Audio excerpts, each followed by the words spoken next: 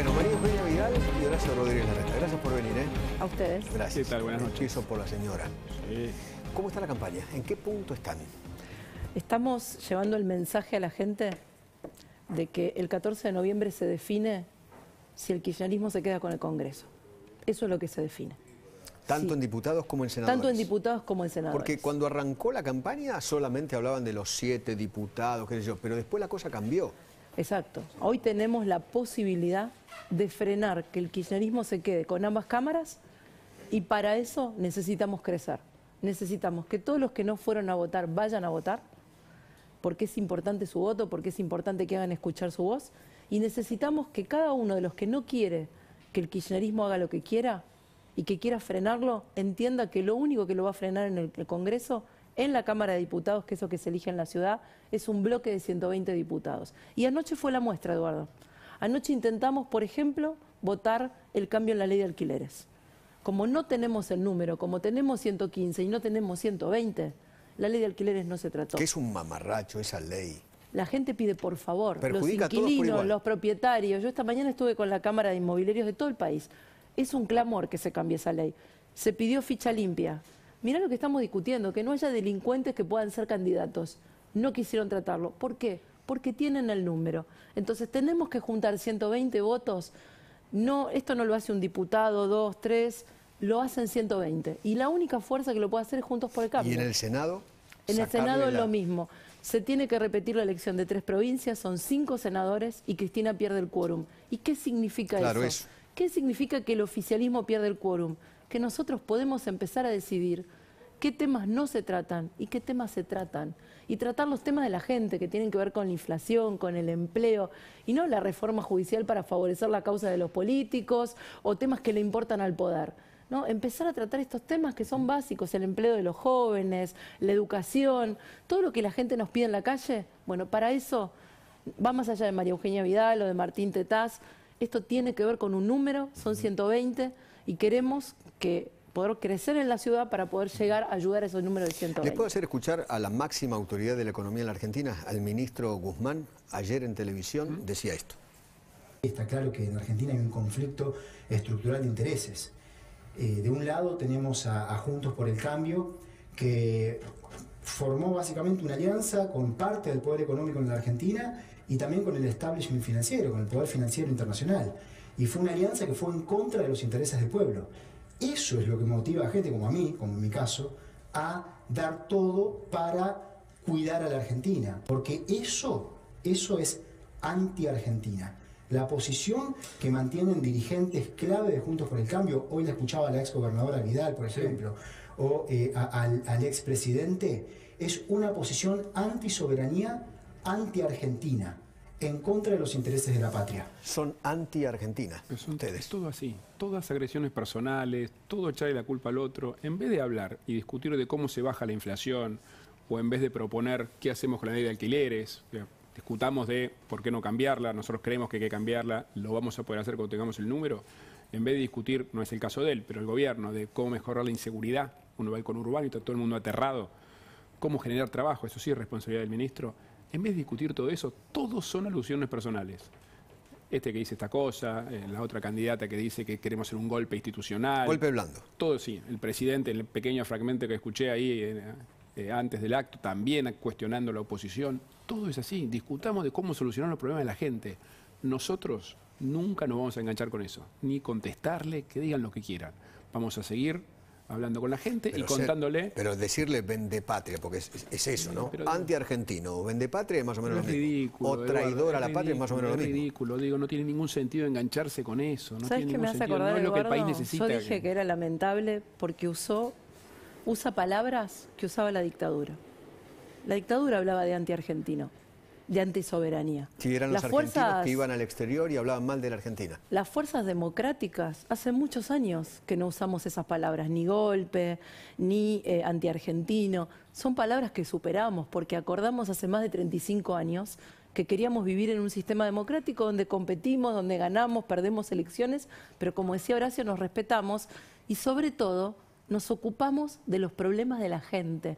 Y los problemas de la gente hoy tienen que ver con la inflación, tienen que ver con el empleo, tienen que ver con el alquiler, tienen que ver con que su hijo no se vaya del país, que no elija otro país para vivir.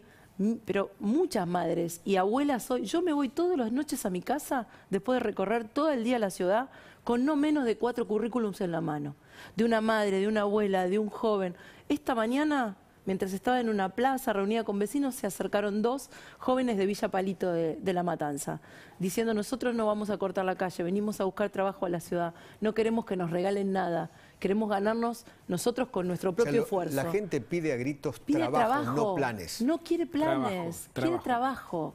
Y para eso tenemos que trabajar. ¿Qué leyes podemos implementar? Por ejemplo, si un joven se recibe y empieza a facturar, que el primer año no pague las cargas del monotributo, se inscribe en la categoría más baja, factura 30.000 pesos por mes y tiene que pagar 7.000, 8.000 de cargas sociales. Cosas prácticas, simples. Una pyme que genera un nuevo empleo, los 2 primeros años no tiene que pagar impuestos al trabajo. ¿Para qué? Para que haya más ganas de dar empleo. Hoy tienen miedo de dar trabajo por los juicios laborales, por los impuestos, por la doble indemnización, por la prohibición de despido. Le pasó a Brancatelli, que lo gritó por televisión. Así es. Ahora que se hizo pyme, dice: mira el problema que tengo. Es así. Por eso, Eduardo, de esto tenemos que hablar, de esto, de la seguridad, de cómo hacer para que los chicos nunca más pase que no puedan estar en las aulas en las escuelas, de calidad educativa, de exámenes, de evaluaciones. No contestar a este tipo de agresiones personales que son una tras otra todos los días. No nos enganchamos, ¿Por qué no fue a la reunión de gobernadores hoy? Bueno, primero me enteré esta mañana a través de un colaborador, ni siquiera me llegó una invitación formal, tenía todo el día ya ocupadísimo, yo le doy duro todo el día desde temprano. Primero. Segundo, porque no estoy de acuerdo, ya lo dije. O sea, con los controles de precios. Los controles de precio ya los probamos, porque ya los probamos en la Argentina, tenemos experiencia en los últimos 50, 70 años de la historia económica argentina. Los probamos varias veces y no funcionaron. Tarde o temprano no funciona. Bueno, en el planeta hace 4.000 años esto no funciona. Bueno, no funciona en ningún lado. Pero en la Argentina misma los probamos acá y fracasaron. Tarde o temprano terminan fracasando siempre. Entonces, no tiene sentido. Y mucho menos mandar militantes de la cámpora, que ni siquiera son funcionarios públicos, a controlar. Digo, no es legal eso. Pero más allá de eso, yo no estoy de acuerdo. No estoy de acuerdo, con lo cual no voy a apoyar una medida con la cual no estoy de acuerdo.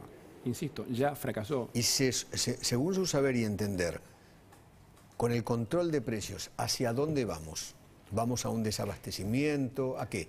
Hay de todo. O sea, tenés desde productos que no bajan el precio, otros productos que cambian en la etiqueta para... Se fija el precio de una manera, pero cambian lo que era 1 litro, ponen 2 litros. De todo. Ya lo hemos vivido en la Argentina. No funciona. Cuando es compulsivo no funciona. En el marco de un acuerdo general, donde tengamos un programa acordado, puede haber un acuerdo general de precios. Ahí sí, en otros países lo han hecho. El pacto de la Moncloa de alguna manera incluyó un pacto también de precios, pero no como una medida aislada, obligada por el gobierno y amenazando a los pequeños comercios. Sí. Estamos hablando del almacén de la esquina. Sergio Massa habla de un llamado a la oposición para el 15 de noviembre. Un gran acuerdo. ¿A vos te parece, Eduardo, que con declaraciones como las que escuchamos recién del ministro, con lo que dice Tolosa Paz del golpe, con lo que decía Alberto Fernández recién en el acto, con lo que dice Cristina Kirchner cada vez que habla de la oposición, tienen alguna vocación de acuerdo? Yo creo que no, ninguna, ningún gesto. ¿Y entonces por qué lo dicen? Porque lo dice Massa, habría que apuntarle a Massa. Okay. Ahora, todo el gobierno, incluido el presidente, que es la cabeza del gobierno, la vicepresidenta, con el poder que ya tiene, todo el tiempo cuestionan a la oposición, nos critican, alusiones personales como las que escuchamos recién, siempre, siempre buscando la culpa en el otro. Digo, no tienen ninguna vocación, eso no es vocación de acuerdo. Entonces, no. ¿Usted opina igual? Opino igual y sumo que para poder plantear un acuerdo tendrían que ponerse de acuerdo entre ellos. Porque el principal problema que tenemos hoy los argentinos es el miedo y la incertidumbre a lo que viene. Porque no nos dan ninguna certeza sobre nada. Ni cuando estamos desprotegidos como los rionegrinos frente a ataques salvajes aparece el Estado a cuidarlos, ni sabemos qué va a pasar con la economía porque no tienen plan económico, porque lo que vemos todo el tiempo es que discuten poder entre ellos, como lo vimos en la semana posterior al 12 de septiembre, y sentimos, yo anoche lo decía en otro programa, sentimos que estamos todo el tiempo pisando hielo. porque no hay ninguna seguridad, ninguna certeza. Y eso no lo tienen que hacer para hacer un acuerdo con la oposición. Eso lo tienen que hacer para que los argentinos empecemos a vivir en paz y no vayamos de sobresalto en sobresalto sin nunca saber hacia dónde van. Si usted fuera presidente de la República, ¿diría que los violentos del sur son terroristas? Claro. Son violentos, son delincuentes. Alguien que quema un club es un delincuente, no hay otra manera de llamarlo. Acá estamos hablando de una pequeña organización. Sí, son delincuentes, obviamente. Alguien que amedrenta, hay muchos casos de agresiones físicas, rompieron casas, quemaron un club. Eso es ser un delincuente. Si usted fuera presidente, ¿mandaría fuerzas? Pero obvio, pero por supuesto. Si no, ¿para qué están las fuerzas federales? ¿Para qué tiene fuerzas federales el gobierno? Para apoyar situaciones en las provincias donde hay mucha violencia, un desborde. Hay que mandar fuerzas y muchas a Río Negro, hay que mandar fuerzas y muchas a Santa Fe, especialmente a Rosario, para ayudar en la lucha contra el narco. Por supuesto, para eso están las fuerzas federales. Si no, no sé para qué están. Definitivamente. Definitivamente es responsabilidad del gobierno. Como el presidente dice que no es responsabilidad nuestra. Por supuesto que es responsabilidad del gobierno apoyar a las provincias. Pasó lo mismo, no sé si recuerdan hace unos años cuando en Córdoba hubo un acuartelamiento también. Sí, claro. No mandaron las fuerzas federales. Entonces, no solo eso, sino no mandan las fuerzas y aparecen cuestionándose entre ellos. El ministro de Seguridad de la provincia cuestiona al presidente, sale a defenderlo. Todo eso la gente que se siente indefensa, no solamente en Río Negro, no hay que ir tan lejos, en el conurbano de la provincia de Buenos Aires. Es increíble cómo después que se fue María Eugenia volvió a ganar terreno el narco. Ellos habían dado una pelea con Cristian Ritondo enorme. Bueno, la liberación de presos, de delincuentes importantísimos el año pasado. Con la excusa del COVID. Digo, otro tema, discutamos cómo mejorar la seguridad. Nosotros tenemos experiencia, María Eugenia lo hizo en la provincia, nosotros acá en la ciudad, pongamos cámaras, tenemos el centro de monitoreo de cámaras acá en Chacarita, acá a unas cuadras, que es de primera tecnología mundial. Veamos qué de eso se puede aplicar en la provincia.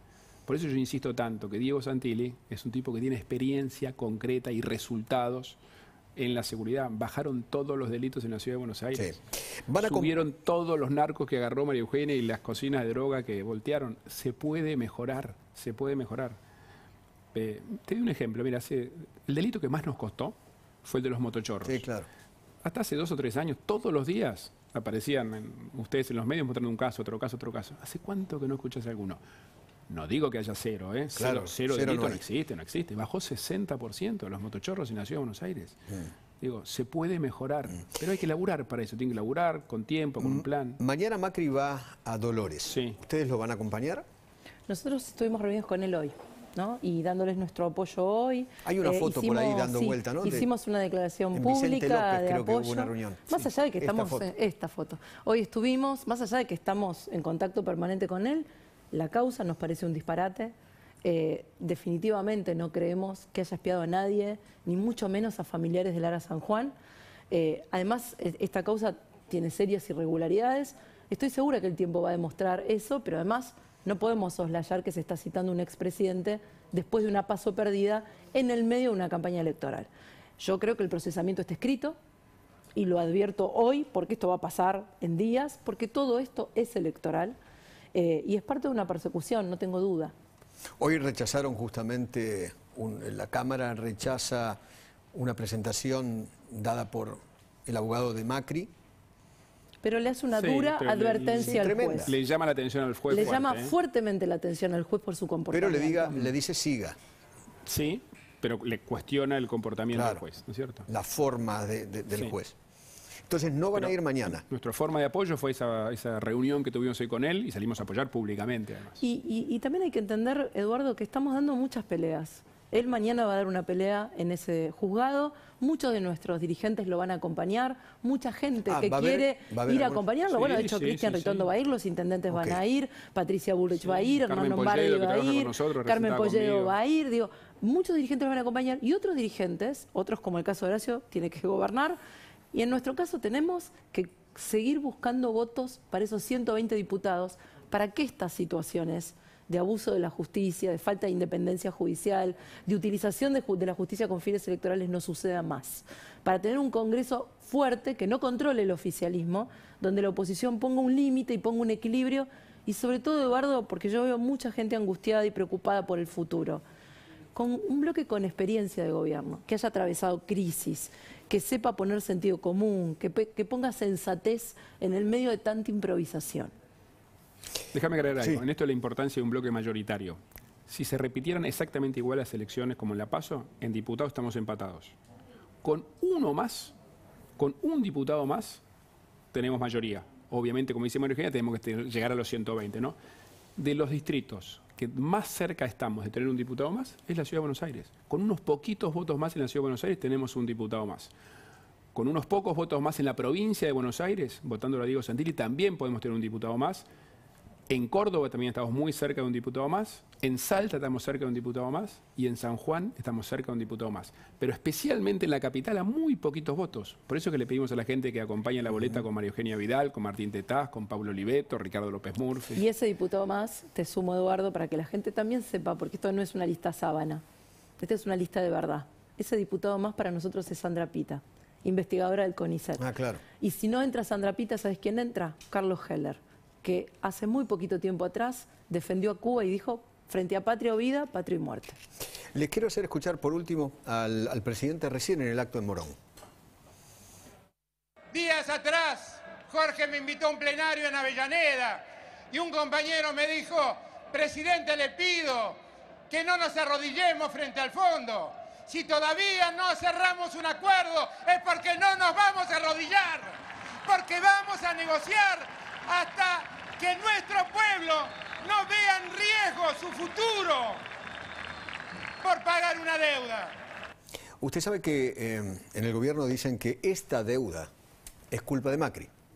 45.000 millones de dólares que el fondo le dio para la campaña política a Macri. Todo es culpa de otro, Eduardo. Todo es culpa de otro. De Río Negro es culpa de la gobernadora, la inseguridad no sé quién es la culpa. Todo es culpa de otro. O sea, la deuda se toma para cubrir el déficit. Cuando vos gastás más de lo que tenés, te tenés que endeudar. Cristina Kirchner le dejó a Mauricio Macri un gobierno que gastaba 7 puntos del producto más de lo que ingresaba.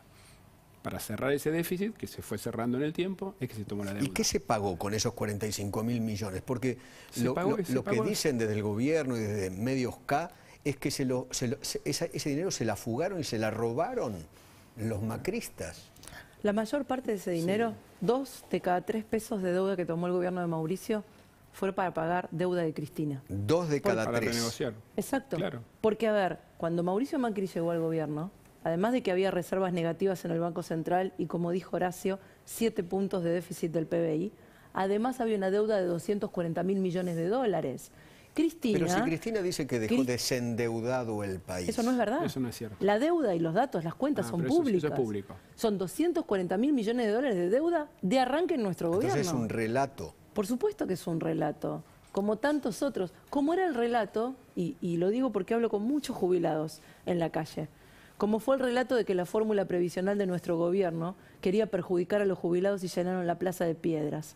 Y lo primero que hicieron fue derogar esa fórmula y poner otra que ajustó la jubilación en los últimos 2 años. Si la fórmula hubiera sido la de Mauricio Macri en su gobierno, los jubilados hoy le estarían ganando a la inflación. Ese es otro relato que se cayó. ¿A quién le importan los jubilados de verdad? Con la deuda es lo mismo, porque el país no vive de relatos. Recién escuchaba al presidente decir, nosotros estamos del lado de los que tienen hambre y no de los especuladores.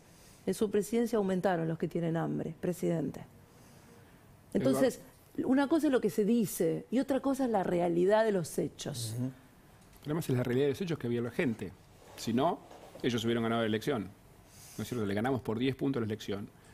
Hicieron la peor 10 elección. puntos a nivel nacional. A nivel nacional. ¿Y cuánto? ¿4 puntos en la provincia? Sí, hicieron la peor elección en la historia del peronismo, justamente porque la gente no se cree ese relato. La gente no cree eso. La gente no cree que hoy las jubilaciones están mejor si sabe que están peor. La gente sabe... La única que está mejor es la jubilada Cristina Kirchner. Exactamente, exactamente. Por eso la gente no cree más este relato. Por eso no los votaron. Y por eso nosotros vamos a insistir en nuestras propuestas. No vamos a cuestionar, no vamos a entrar en chicanas con ellos. Acá de lo que tenemos que hablar es de cómo mejorar la seguridad. Discutámoslo. Nosotros creemos que poniendo más cámaras, capacitando mejor a los policías, sacando a los policías de las comisarías a la calle, muchas de las cosas que hizo María Eugenia en la lucha contra el narcotráfico, ese es el camino. Y además lo probamos acá en la Ciudad de Buenos Aires y funcionó.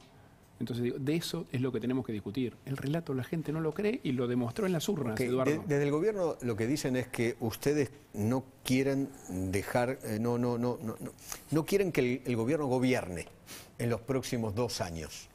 Tienen mayoría en ambas cámaras hoy.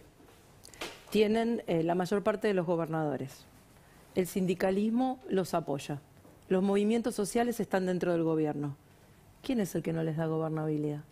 El jefe de gobierno que está acá al lado mío, cuando empezó la pandemia, se bancó insultos, se bancó un montón de cosas para coordinar por la vida de los porteños. Hasta que le quitaron los recursos que no son de él, que son de los porteños, y se plantó. Hasta que no quisieron abrir las escuelas y se plantó. Ahora digo, ¿quién les está poniendo obstáculos? Como dice Horacio, siempre hay un culpable que no son ellos. Los medios de comunicación, los empresarios, la oposición, Macri. Siempre, la gobernadora de Río Negro. La gobernadora de Río Negro. Siempre hay alguien que no son ellos. Mientras tanto, yo creo que es importante dónde están parados. Digo, Horacio hablaba de la seguridad. Es muy importante la seguridad. Pero es importante una definición primaria. ¿De qué lado estás? ¿Del lado del delincuente o del lado de la víctima? Nosotros tenemos un lugar muy claro y es del lado de la víctima. Por eso hacemos todo el trabajo profesional que hacemos. Si estás del lado del delincuente, liberas presos, vas a defender a Chile, a Joan Esguala. Digo, tomás otras posiciones, ¿no? Negás lo que pasa en Venezuela, Cuba y Nicaragua. Digo, eso es lo que el gobierno ha mostrado con hechos, no con discursos, con hechos. Entonces discutamos hechos en esta elección y no le demos a este oficialismo que se comporta de esta manera el control del Congreso, porque si tienen el control del Congreso, los 2 años difíciles que nos quedan por delante van a ser aún más difíciles. ¿Algo más? Es bien simple, otra comparación, ¿no? O estás del lado de las escuelas abiertas o de las escuelas cerradas. Así de clarito nomás. Y repito, la elección en la capital federal, votarla a María Eugenia Vidal, es la que nos puede dar ese diputado más, un diputado más que puede hacer la diferencia, que puede inclinar la balanza y garantizar que no tienen más control en el Congreso y que le podemos decir todos juntos basta. Por eso es que pido el voto a María Eugenia y a Diego Santilli en la provincia. Un diputado más en cada uno de estos. Les agradezco a ambos. Gracias Eduardo, buenas noches. Gracias por la confianza. Gracias. Gracias a